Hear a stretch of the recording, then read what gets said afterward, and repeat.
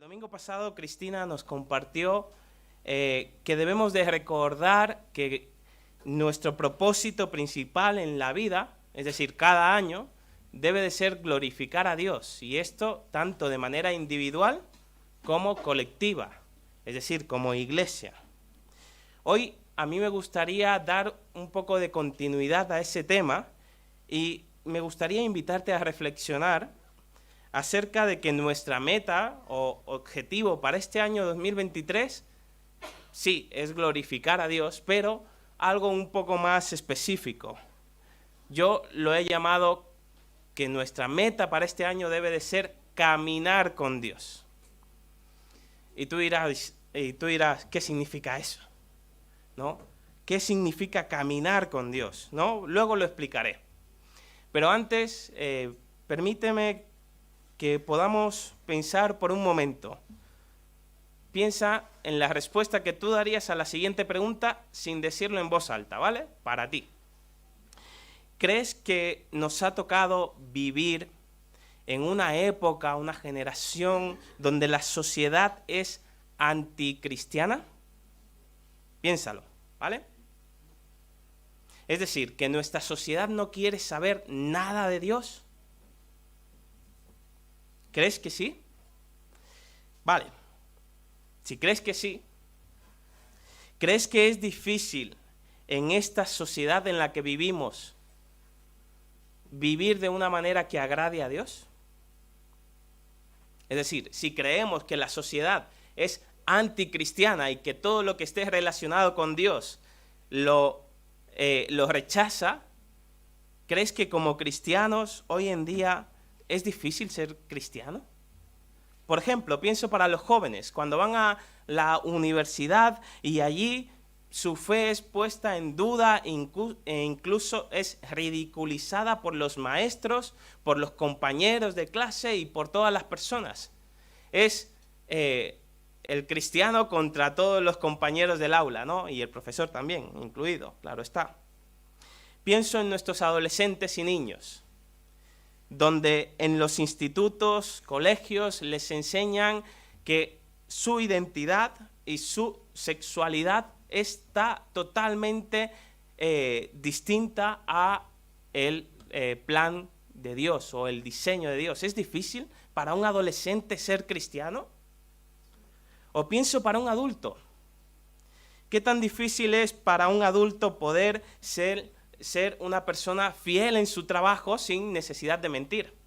Por ejemplo, en su currículum, cuando pone que su nivel de inglés es alto. ¿Cuántos no mienten para conseguir un trabajo, verdad? Pero también para los padres. ¿Es difícil para un padre cristiano criar a un hijo en esta sociedad donde vivimos? Por ejemplo, cuando tiene que proteger de alguna manera a sus hijos pequeños, adolescentes de una sociedad hipersexualizada como la que vivimos. ¿Es difícil para un padre ser cristiano y ser fiel a Dios en la crianza de sus hijos? Y así podría seguir poniendo ejemplos de cómo nuestra sociedad está en contra de Dios. Por cierto, paréntesis, el mes pasado leí un libro que me hizo ver que la sociedad no es tan mala como a veces creemos, ¿vale? No todo es malo, no todo es negativo. El vaso puede estar más lleno de lo que pensamos, ¿vale? No todo es malo en la sociedad, porque las personas que forman la sociedad, aunque no sean creyentes, tienen la imagen de Dios. Y eso hace que también, pues, las características de Dios puedan verse en sus vidas. Pero eso no quita el hecho de que vivimos en una sociedad con muchas cosas que son anticristianas. Vale, entonces, si la sociedad es anticristiana, ¿cómo podemos nosotros en 2023, seas joven, adolescente, adulto, vivir de una manera que agrade a Dios? ¿Eso es posible acaso? Bueno, pues en esta mañana me gustaría darte algunos consejos prácticos de cómo poder hacer eso, y me gustaría hacerlo a través de esta expresión: caminemos con Dios. Y lo veremos a través de un personaje en la Biblia que es totalmente desconocido. Prácticamente nadie sabe nada acerca de este personaje porque pasa desapercibido, pero su vida tiene mucho que enseñarnos. Y estoy hablando de Enoc. ¿A quién le suena? Pues no es tan desconocido. Vale, hay 3 pasajes principales en la Biblia que nos hablan acerca de este hombre. En Génesis 5 veremos qué fue lo que hizo este hombre para que yo hoy lo quiera destacar tanto. En Hebreos 11 aprenderemos cómo lo hizo. Y finalmente terminaremos en la epístola de Judas viendo una misión que nos enseña y una esperanza. Así que empecemos por Génesis 5. Vamos a ver quién es este hombre y qué fue lo que hizo. Génesis 5, versículos 21 al 24. Allí dice, vivió Enoc 65 años y engendró a Matusalén. Y caminó Enoc con Dios después que engendró a Matusalén 300 años y engendró hijos e hijas. Y fueron todos los días de Enoc 365 años. Caminó pues Enoc con Dios y desapareció porque lo llevó Dios. Bien, 3 pistas rápidas para recordar quién es Enoc, ¿vale? 3 pistas rápidas para recordar quién es este hombre. Primero, este fue el 7º desde Adán. Es decir, si vamos contando, por cierto, yo intenté hacer un ejercicio de esto conmigo y llegué solo a la 4ª generación. Es decir, David, mi hijo, luego estoy yo, luego está mi padre, que se llama Élido, mi abuelo, que se llama Ramón, y no sé cómo se llamaba mi bisabuelo, ni mi tatarabuelo. Pero si empezáis a contar desde Adán y los hijos que él tuvo, entonces Enoc sería el número 7, el 7º, desde Adán, ¿vale? Segundo, fue el padre de Matusalén, el hombre que más vivió según el registro bíblico, ¿vale? Fue el padre de la persona que más ha vivido según el registro bíblico. Y tercero, fue el bisabuelo de Noé, el del arca, ¿vale? 3 pistas sencillas para recordar quién fue este hombre. Bueno, si recordamos un poco en el libro de Génesis, Adán y Eva tuvieron a Caín y Abel, pero Caín mató a Abel, convirtiéndose así en el primer y el mayor asesino de todos los tiempos, mató a una 1/4 parte de toda la población. Luego, Adán y Eva tuvieron otro hijo llamado Set, ¿vale? Y es a través de, en ese momento, que tenemos 2 genealogías, los hijos de Caín y los hijos de Set. Esto se explica a partir de Génesis 3, Génesis 4 y llegamos a Génesis 5, que es lo que estamos viendo. Entonces, están los hijos de Caín, por un lado, permitidme la expresión, ¿vale? Pero los malos. Y los hijos de Set, los buenos, ¿vale? Y una curiosidad, si Enoc es el 7º desde la descendencia de Set, el 7º desde la descendencia de Caín fue un hombre bastante curioso que se llamaba Lamec y fue un asesino y el primer polígamo de la historia, Génesis 4:19, ¿vale? O sea que cuando lo comparamos con el de la otra línea de genealogía, la verdad es que es bastante curioso. Pero vamos al centro. ¿Cómo era el contexto en el que vivió Enoc? ¿Cómo era su sociedad? Bueno, era la época prediluviana, es decir, no había habido el diluvio, y esta época se caracterizaba por la rebeldía de los seres humanos hacia Dios. Vivían totalmente a espaldas de Él, tanto era la maldad que había en aquella época que en Génesis 6:5, unas generaciones después, Dios dice que la maldad de los hombres era mucha en la tierra y que todo el designio de los pensamientos del corazón de ellos era de continuo solamente el mal. Aquí vemos que la sociedad en la que vive este hombre era perversa, maligna, a tal punto de que Dios decide luego destruirla. Pero sin embargo, en una época tan mala hay una luz que resplandece. Hay alguien que es diferente, alguien que marca un cambio. ¿Y por qué era tan mala la sociedad donde vivió este hombre? Bueno, Para que lo entendamos, os voy a poner un ejemplo. Hitler vivió 56 años y fue el principal autor de la muerte de más de 6 millones de judíos, sin contar todas las demás personas que murieron a causa de la Segunda Guerra Mundial. En 56 años este hombre pudo ordenar, vamos a decirlo así, la muerte de 6 millones de personas. ¿Sabéis cuánto era la media que vivía la gente en la época prediluviana? 912 años. Imagínate, si un hombre pudo hacer tanto daño en 56 años, ¿cuánto daño o cuánta maldad se podía hacer en 912 años? Muchísima más. Por eso es que se nos dice que el designio del corazón de estas personas era de continuo hacia el mal. Se habían corrompido totalmente, dándole la espalda a Dios. Pero aquí vuelvo y digo que hay alguien que es diferente. Enoc dice que caminó con Dios. Y al escuchar esta frase no puedo evitar recordar a otras personas que habían caminado antes que Enoc con Dios. ¿Quiénes fueron? Adán y Eva.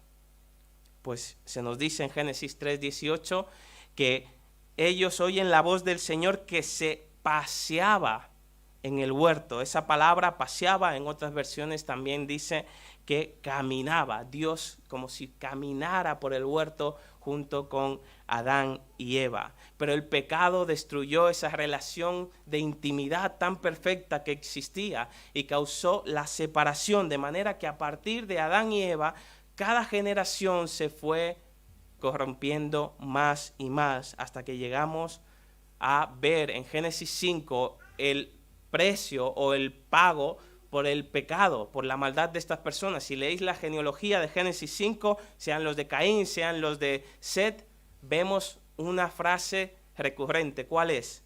Tal persona vivió X cantidad de años y murió, y murió, y murió, vez tras vez, porque Dios había dicho que el pago por el pecado era la muerte. Aunque no fuera inmediato, pero vemos que se cumplió. El pago de su pecado era la muerte. Pero hay una excepción. Todos murieron, excepto Enoc. Porque se nos dice que Enoc caminó con Dios. ¿Qué significa esto de caminar con Dios? Bueno, Enoc no caminó con Dios siempre. Es curioso que se nos diga que fue a los 65 años donde ocurrió algo en su vida que le hizo cambiar. Y yo te pregunto, ¿a qué edad te convertiste? ¿A qué edad conociste al Señor? Yo puedo decir que a los 17, casi 18 años, empecé a caminar con Dios. Empecé a poder disfrutar de una relación con Dios. No sabemos qué fue lo que pasó en este hombre, pero se nos dice que a los 65 años de su vida fue transformada y empezó a caminar con el Señor. Y esto hizo un cambio en él, en su familia y en su sociedad. Si Enoc caminó con Dios, en Génesis 5:22, esa palabra caminar, la Nueva Traducción Viviente la traduce como Enoc vivió en íntima comunión con Dios. Y es que la palabra caminar o andar en la Biblia se utiliza para nombrar un estilo de vida. Un estilo de vida. Y cuando dice caminó con Dios, quiere decir que lleva una vida que agrada a Dios. De hecho, cuando vamos al libro de Hebreos, capítulo 11, versículo 5, dice que Enoc tuvo testimonio de haber agradado a Dios. Y es aquí donde yo quiero que reflexionéis. En una sociedad tan perversa como la que os he contado, este hombre pudo agradar a Dios. Es decir, que no importa lo malo que sea la sociedad en la que vivas, si tú te lo propones, tú puedes agradar a Dios. Tú puedes caminar con Dios, pero eso necesita que estés dispuesto a pagar el coste. Porque dice Santiago 4:4 que la amistad con el mundo es enemistad contra Dios. Pero si lo vemos a la inversa, quien quiera ser amigo de Dios deberá de estar dispuesto a ser enemigo del mundo. No significa que nos apartemos de este mundo, pero créeme, Cuando quieras ser diferente, la gente te va a juzgar. Hay personas que se van a separar de ti. Hay personas que van a ridiculizar tus creencias. ¿Estás dispuesto a pagar ese precio? Pero todo lo que pierdas, créeme que valdrá la pena, porque vas a ganar muchísimo más. ¿Sabéis? ¿Estamos tú y yo dispuestos a pagar ese precio de ser diferentes, de caminar con Dios en este año? Voy a poner 2 ejemplos sencillos y tontos, ¿vale? Pero para que me entendáis hasta qué punto podemos nosotros acostumbrarnos a incumplir la ley. Por ejemplo, me sorprende aquí en Móstoles ver la cantidad de personas que cuando hay un semáforo que está en rojo para los peatones, en vez de tocar el botón para que se ponga en verde, ¿qué hacen? Miran a ver si viene un coche, si no viene, cruzas. ¿Lo has hecho alguna vez? Culpable. ¿Estás dispuesto a, en este año, esperar 30 segundos, que es lo que tarda en darle al botón, ponerse en verde para que tú puedas cruzar con seguridad y legalmente dando testimonio? ¿Estás dispuesto a pagar ese precio?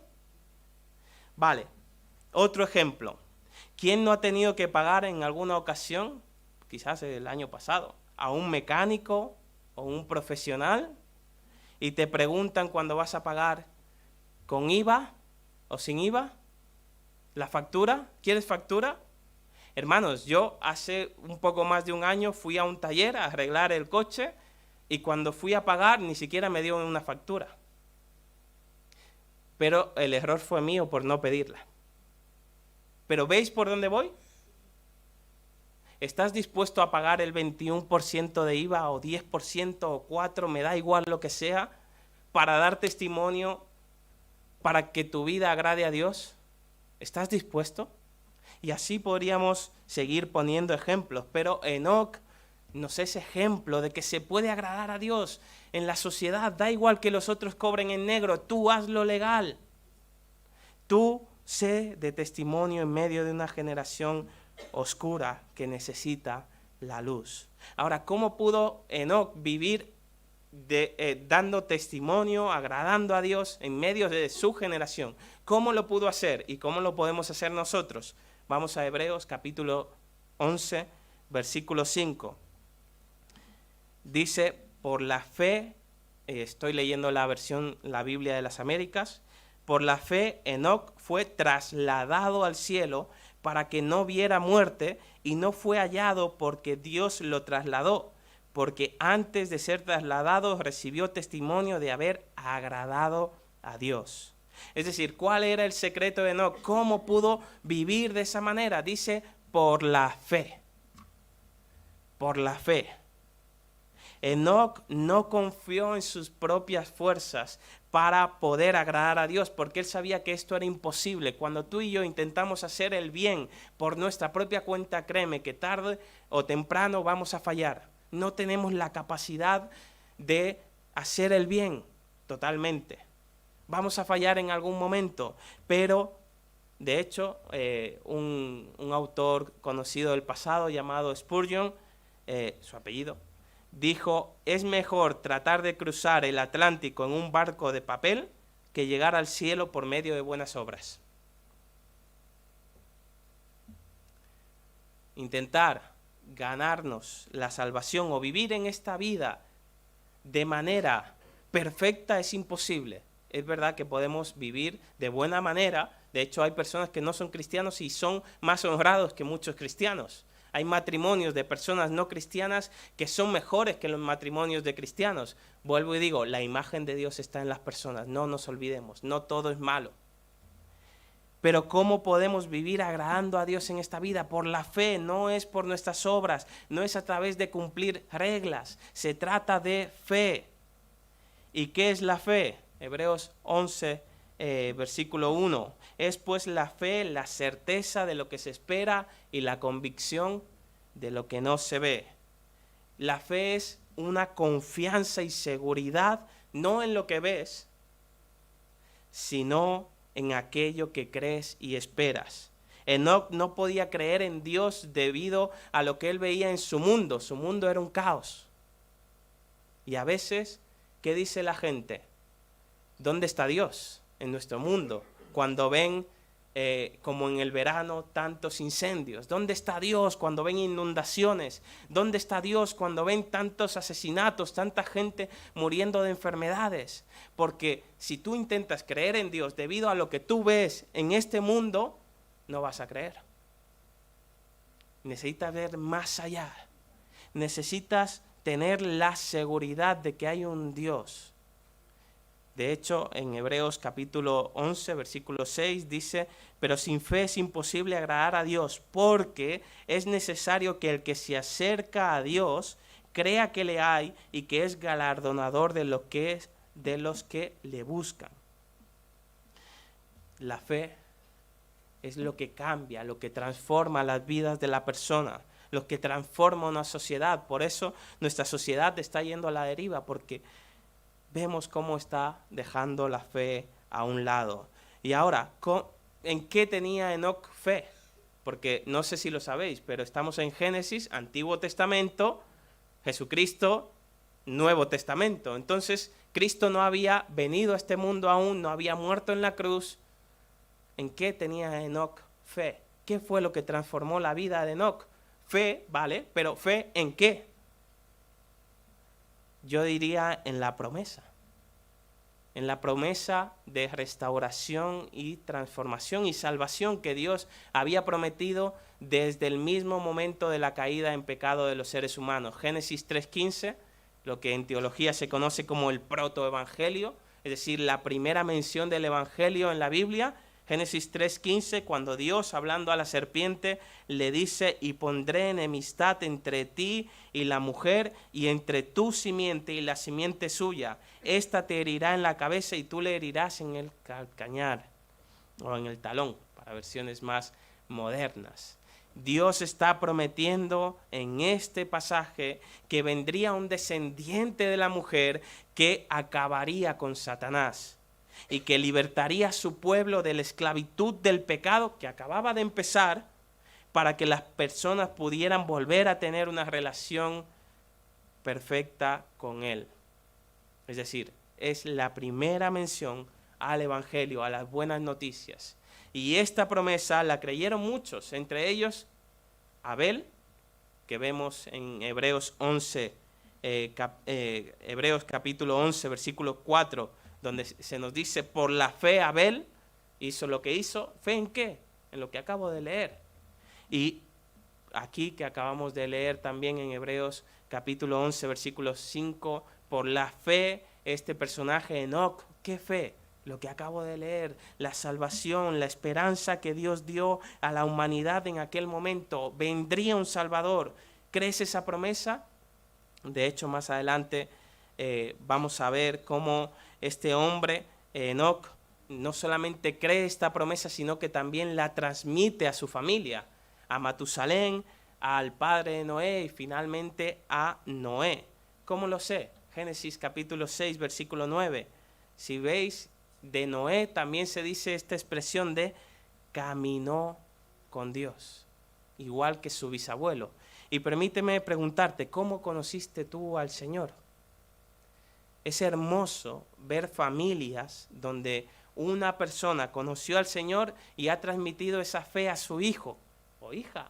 Pero ese hijo también la transmite a su hijo y así sucesivamente. De hecho, aquí me parece hermoso poder ver a Merche, cómo ella conoció al Señor, cómo transmitió esa fe a sus hijas y cómo ahora vemos a hijas de sus hijas viniendo a los pies del Señor. Qué hermoso, transmite la fe, querido hermano, hermana. La fe no es para quedártela para ti, no son buenos modales, no son reglas éticas. La fe transforma vidas. Transmite la fe a tus hijos. Lee la Biblia con ellos. Explícale cómo Dios ha obrado en tu vida. Que no sea un Dios teórico, que sea un Dios verdadero, un Dios vivo, un Dios que actúa cada día en tu vida y en su vida. Hagamos esto, hermanos.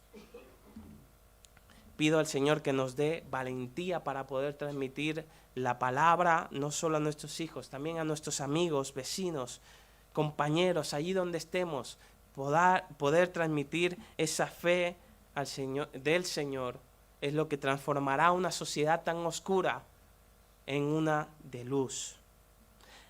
Pero hermanos, hemos hablado de qué fue lo que hizo Enoc, caminar con Dios a pesar de vivir en una época difícil, una época perversa. Hemos visto cómo lo hizo, es decir, a través de la fe, no fue en sus propias fuerzas. Y finalmente, ¿qué quiero que podamos aprender ahora? Terminemos viendo una misión y una esperanza que nos deja Enoc. Porque transmitir la fe no es tarea fácil. Te invito a ir a Judas, versículos 14 y 15, solo tiene un capítulo. Epístola de Judas, versículos 14 y 15. Fijaos, dice, de estos también profetizó Enoc, séptimo desde Adán, diciendo, he aquí vino el Señor con sus santas decenas de millares para hacer juicio contra todos y dejar convictos a todos los impíos de todas sus obras impías que han hecho impíamente y de todas las cosas duras que los pecadores impíos han hablado contra él. Hay una palabra que se ha repetido 4 veces. ¿Cuál ha sido? Impío. Es una descripción de la sociedad en la que vivía Enoc. Y él dice impíos, que actúan impíamente, pecadores impíos, etc. Fijaos, esta cita que toma Judas es de un libro de la literatura judía llamado Primera Enoc o el libro de Enoc, ¿vale? Es un libro apócrifo, esto quiere decir que no está reconocido como un libro inspirado por Dios, pero eso no quiere decir que lo que se ha escrito en ese libro sea algo bueno, positivo e incluso pueda ser transmitido por Dios. Aquí me puedo meter en un berenjenal, voy a obviarlo, ¿vale? Pero hay palabra de Dios también a través de otras personas. Y aquí vemos cómo Judas reconoce que lo que hay en este libro, que no todo es inspirado, pero esta parte, dice Judas, la toma para mostrarnos palabras de Enoc. ¿Y qué es lo que nos enseña estas palabras de Enoc describiendo su sociedad? Bueno, primero, fíjate lo que dice Judas.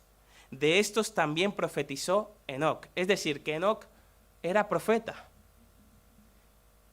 ¿Qué es un profeta? Esto es pregunta para niños. ¿Dónde están los niños? Esto debí de decirlo en otra predicación más adelante, cuando empiece la escuela dominical. Bueno, un profeta era alguien que recibía la palabra de Dios y la transmitía al pueblo. A veces eran palabras de bendición, pero la mayoría eran palabras de juicio.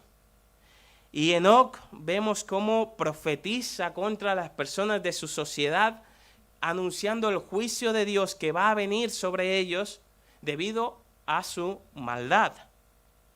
Pero escucha, el anuncio de un juicio en la Biblia lo podemos ver siempre. Todos los profetas anunciaban juicio, pero también salvación. Es decir, hay posibilidad de escapar del juicio si te arrepientes. Y Enoc vemos aquí cómo habla a su sociedad acerca del juicio que Dios traería contra ellos debido a su maldad. Y no podemos ver quizás el resto de la historia de cómo se les llama al arrepentimiento, se les llama a cambiar su estilo de vida para que el Señor pueda obrar en ellos. El juicio de Enoc contra la humanidad es firme y ese juicio se cumpliría de hecho generaciones más adelante con el diluvio. Pero ese juicio de este anuncio podemos nosotros aprender bastantes cosas. Primero, ¿cómo predicamos tú y yo el evangelio a la gente? Pecadores, os vais todos al infierno si no os arrepentís. Tristemente, hermanos, a veces predicamos el evangelio mandando a la gente al infierno antes de predicarle salvación. Debemos de reconocerlo. Y es cierto de que no hay buenas noticias y no hay malas. Pero debemos de mantener un equilibrio, hermanos. Dios no es solo juicio. Dios quiere que las personas se arrepientan. Dios quiere que las personas le conozcan. Y escuchadme, En nuestra sociedad estamos viendo juicio, pero lo vemos a causa del pecado, es decir, cuántas familias no son destruidas cada año por el divorcio, por el maltrato que hay en nuestra sociedad, por el machismo que puede haber, por las muertes de mujeres, muertes de niños. Cada vez es algo que vemos más a menudo, pero también se refleja no solo en nuestra sociedad, también se puede reflejar en nuestro medio ambiente. Hermanos, no es normal que en un 24 de diciembre, yo estaba en Cataluña y hacían 23 grados. No es normal, me encantó, sí, pero necesita haber frío. ¿Habéis visto las pistas de nieve? Por cierto, yo no he ido, pero están la mayoría cerradas porque no hay nieve. El clima parece estar loco y es a causa del pecado que vemos en nuestra sociedad, del juicio que se está reflejando en las vidas y en nuestro medio ambiente y en todas las cosas. Enoc también pudo ver cómo la gente estaba cada vez más pervertida, cada vez peor, y anunció juicio. Pero detrás de ese juicio también podía haber salvación si había arrepentimiento. Así que nuestra misión, al igual que la de Enoc, es ser profetas para nuestra sociedad. Profetas en el sentido no de anunciar palabras, revelación nueva, sino anunciando el Evangelio de Dios, que consiste en la humanidad necesita restaurar su relación con Dios. Vemos los efectos del pecado, necesitamos cambiar, estamos yendo en la dirección equivocada. Dios puede transformar nuestra sociedad no está perdida, podemos ver transformación. Necesitamos anunciar el Evangelio para que cambie la sociedad. Pero, por otro lado, en Enoc también vemos no solo esta misión de profeta, de predicar, sino también una esperanza. Y es que Enoc mismo no recibió el juicio que cayó sobre su sociedad. Vemos en Hebreos 11:5, lo hemos leído ya, por la fe Enoc fue trasladado al cielo para que no viera muerte. Es decir, Enoc pudo escapar del juicio que vino sobre su sociedad. Y te pregunto, ¿escaparemos tú y yo al juicio de Dios sobre este mundo? Mi respuesta es sí y no. ¿Por qué no? Porque tú y yo ya estamos viviendo el juicio de Dios en este mundo. O lo que acabo de mencionar, por ejemplo, un juicio puede ser la guerra que estamos viendo entre una nación y otra. ¿Los cristianos en Ucrania no sufren la guerra? Sí que la sufren, ¿verdad? Y todo lo demás. Entonces, en un aspecto no escapamos al juicio aquí, pero sí que escaparemos al juicio total. De hecho, en Romanos 8:1, ahora pues ninguna condenación hay para los que están en Cristo Jesús, los que no andan conforme a la carne, sino conforme al Espíritu. Pero nuestras vidas diferentes pueden ser un altavoz para la sociedad de que se puede escapar al juicio venidero, no solo al presente, sino al juicio venidero. De hecho, os voy a dar una cita que estuve pensando en si incluir o no. Hay otro libro de la literatura judía, apócrifo, llamado Eclesiástico. No sé si alguno os suena porque está dentro de la Biblia católica, ¿vale? Pero en el capítulo 44, versículo 15, fijaos lo que dice acerca de este hombre. Enoc agradó al Señor Dios y fue traspuesto como un ejemplo de arrepentimiento para todas las generaciones. Esta era la consideración que los judíos tenían de Enoc, que Dios había dado un ejemplo con él de que se podía escapar al juicio, de que se podía haber arrepentimiento, podía haber salvación. Y aquí, con lo que voy a acabar, queridos hermanos, y es que si Enoc fue un ejemplo de que se puede vivir agradando a Dios en su generación, ese ejemplo de él nos puede servir a nosotros o nos puede inspirar a nosotros para querer ser ejemplos de que Dios transforma vidas, de que Dios aún hoy A pesar de que anuncia su juicio, Dios quiere salvar a cada persona. Dios quiere transformar nuestra sociedad. Dios no se ha rendido con nuestro mundo, porque si lo hubiese hecho ya estaríamos destruidos. Pero mientras haya vida y esperanza, ¿habéis escuchado esto? Pues yo digo lo mismo, mientras haya vida y esperanza, no todo es malo, no todo es negro. Nuestra sociedad no es lo peor del mundo. Empieza a ver algo bueno en la sociedad. Mira a tu generación, mira a tus vecinos con ojos de fe, lo que Dios puede hacer en su vida. Y que eso nos anime a nosotros a poder llevar este mensaje de salvación y esperanza a todas las personas que lo necesitan, para que ya no hayan más matrimonios que cada día se están destruyendo, para que más niños no sigan viviendo alejados de sus padres, para que una nación no siga destruyendo otra, para que este mundo no sufra los cambios tan bruscos del clima.